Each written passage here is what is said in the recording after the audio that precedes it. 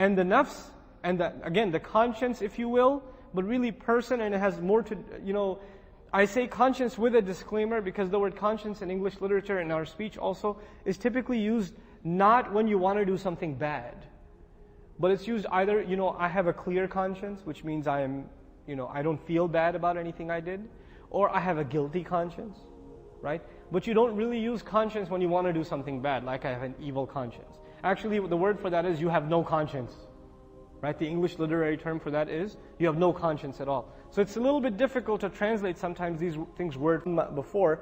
Just a few things. Sawwa is to take things that are uneven. You have a bunch of things that are uneven, and you organize them and you balance them in a way that it evens out. If you had a scale, right, and you had some weight on this side, some weight on this side. Taswiya, sawwa, would be that you balance them in a way that it's perfect. Equal weight on both sides. Okay? It's balanced. Taswiya also means to create something, like you're constructing a building, or you're building some sort of tool or whatever, but you didn't just build it, you balanced it perfectly, and you did all the finishing touches. Down to the finest detail, it's perfect, it's symmetrical, etc. This is taswiya.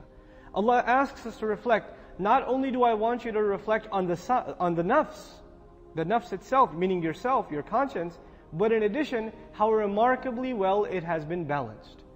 And how amazing is the one who balanced it. Ma could be mawsula al-masdariya again. How remarkable its balance, and how remarkable the one who balanced it. What kind of attributes must he have, the one who balanced this? And this is actually a remarkable lesson in the Qur'an. Our conscience is directly something that makes us remember Allah. And since Allah is the one who gave us our conscience, this, and its definition is coming very soon, we should realize that the one who gave us this conscience is watching what we do with it. So this conscience, I feel good, I feel bad, I feel guilty, I think I should have done more, I don't think I should have done that, etc., etc. You say you felt this.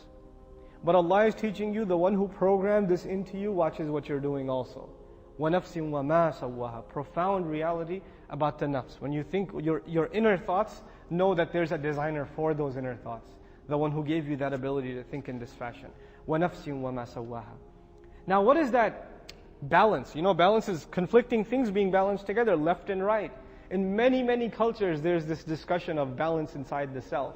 The yin and the yang, for example, right? Many civilizations talk about these two elements. The animal side and the spiritual side.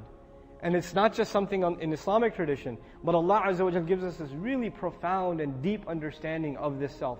By the way, this is the heart of psychology studies.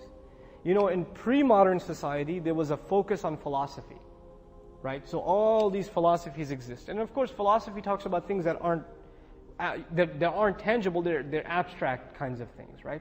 And so you had tons and tons of emphasis on philosophy and philosophical kinds of knowledge. Postmodern society and post industrial society, we became obsessed with science. And when you become obsessed with science, you're not concerned with things that are not tangible, you're only concerned with things that are tangible, that you can touch and feel and measure, right?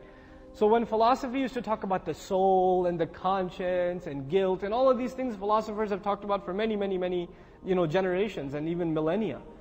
Go to any philosophy from any civilization, they'll talk about these things. Soul, harmony, balance between body and soul, good energy, bad energy, karma, all this foo-foo stuff you could call it, has always been there in philosophical discourse. But after the advent of modern society, the society in which we live, there was this shift towards science and tangible things and measurement, right? And because of this, we said, who needs this discussion on the soul? That's not scientifically measurable to see if a person has a soul or not, right? These aren't measurable quantities. So what did we do? We started studying the human being in scientific kinds of terms, right? And the beginning of that was a shift from philosophy to the new philosophy, which is psychology, right? The study of the human being used to be around philosophical studies, and now it's in what area? Psychological studies. And even psychology in its beginning was very philosophical in nature. Like, if you've studied Freud, if you were made to take a Psychology 101 course, it's a lot of philosophy, his own philosophy on what the human being, how he develops his emotions, what the personality is. And later on, there was a shift.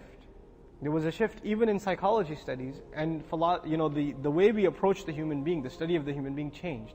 One of the biggest mysteries in modern psychology studies, you know what it is? The definition of what is called personality. There is no set definition of one thing, personality. There's no definition. Every philosopher has their own definition. What is that? What is the word for personality in the Quran?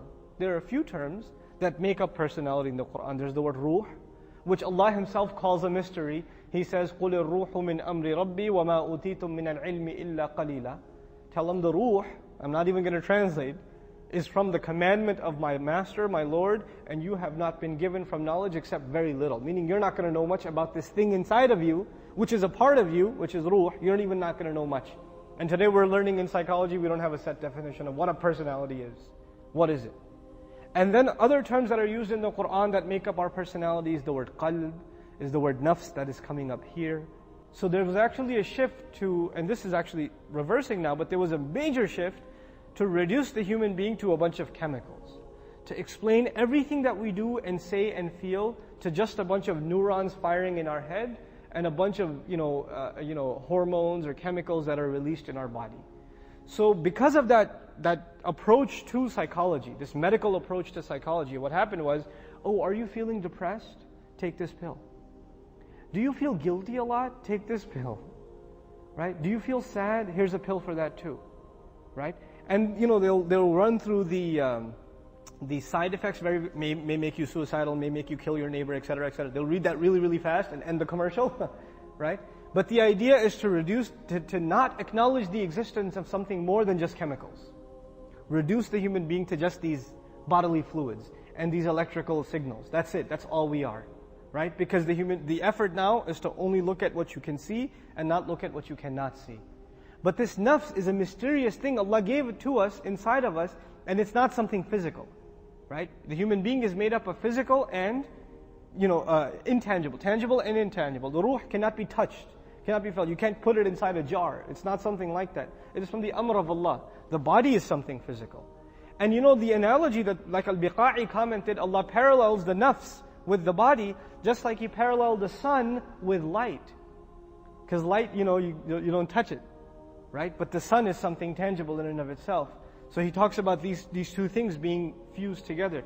Anyhow, so Allah says, وَنَفْسٍ وَمَا سَوَّاهَا, and how amazingly well He balanced it. Now, of course, the balance is there's inclination towards good inside us and there's inclination towards evil inside.